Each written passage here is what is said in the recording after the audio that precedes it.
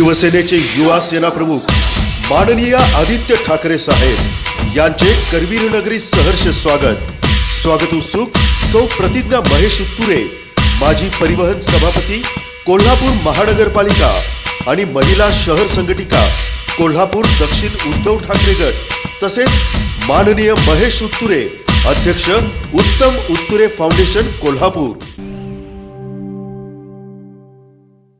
आम्ही संपूर्ण महाराष्ट्रात फिरतात। आपण पाहताय की आत्ताच्या घडीला गेले 2 वर्ष महाराष्ट्रात भयंकर अन्याय होत चाललेला आहे। खरं पाहिलं गेलं तर जे उद्योग, जे रोजगार आपल्या राज्यात यायला पाहिजे होते ते त्यांच्या आवडत्या राज्यात पलीकडे पाठवत आहेत आणि अनेक गोष्टी अशा आहेत आपल्या राज्यामध्ये जे तयार आहेत बनून, पण अजून उद्घाटन झाली नाही। सांगायचा मुद्दा हाच आहे, आता पुण्यावरून येताना देखील मी पाहत होतो पुणे इंटरनॅशनल एअरपोर्ट जे आहे तिथे नवीन टर्मिनल बिल्डिंग ही 4 महिने तयार आहे, तरी देखील त्याचं उद्घाटनासाठी वेळच नाही मिळाली। तर ते उद्घाटनासाठी वेळ नाही, एमटीएचच्या उद्घाटनासाठी वेळ नाही।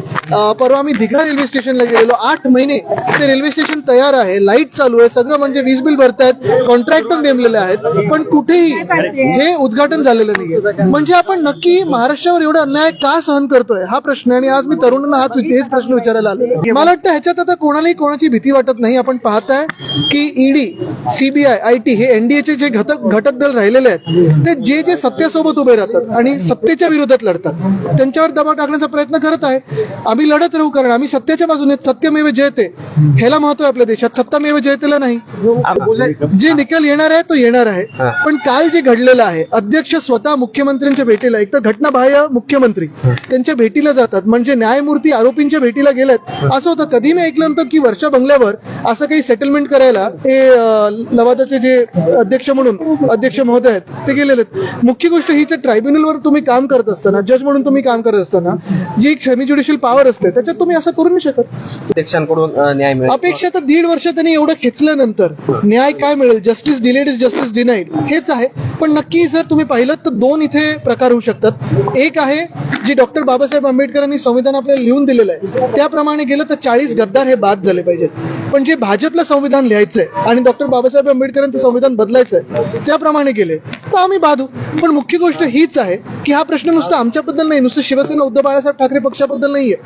जग बघत आहे की ज्या जगात आपण भारताला लोकशाही म्हणून मानतो त्या भारतात आता लोकशाही आणि संविधान टिकणार की नाही ह्याचं लक्ष सगळ्या जगाचं आपल्या महाराष्ट्रावर आहे, आणि स्वतःचं नाव खराब करून घेणार नाहीत ही माझी अध्यक्षांकडून अपेक्षा आहे। कारण काल तर त्यांनी तसं केलेलं आहे, प्रत्येक पाऊल स्वतःची बदनामी करायची, महाराष्ट्राची बदनामी करायची, एवढा असा प्रकार मी कधी आधी पाहिला नव्हता। आम्ही इंडिया आघाडी जी आहोत ती देशभक्त पक्षांची आघाडी आहोत। देशाला भलत्या वाटेवर नेण्याचे जे मनसुबे आहेत ते तोडण्यासाठी आम्ही एकत्र आलेलो आहोत। आपण पाहत असाल, आम्ही संविधान बदलू देणार नाही, लोकशाही मारू देणार नाही, म्हणून आम्ही सगळे अनेक वेगळ्या राज्यातून वेगळ्या विचाराचे पक्ष देशाची लोकशाही वाचवायला आलेलो आहोत। महाजन म्हणताय, कसं बघताय? आता हे जे गद्दार त्यांच्या बाजूने गेलेले आहेत त्यांनी ह्याच्यावर विचार करावा।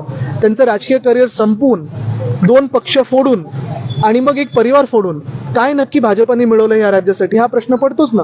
म्हणजे माझं जे दुःख आहे ते हेच आहे, सत्ता गेल्याचं दुःख नाहीये।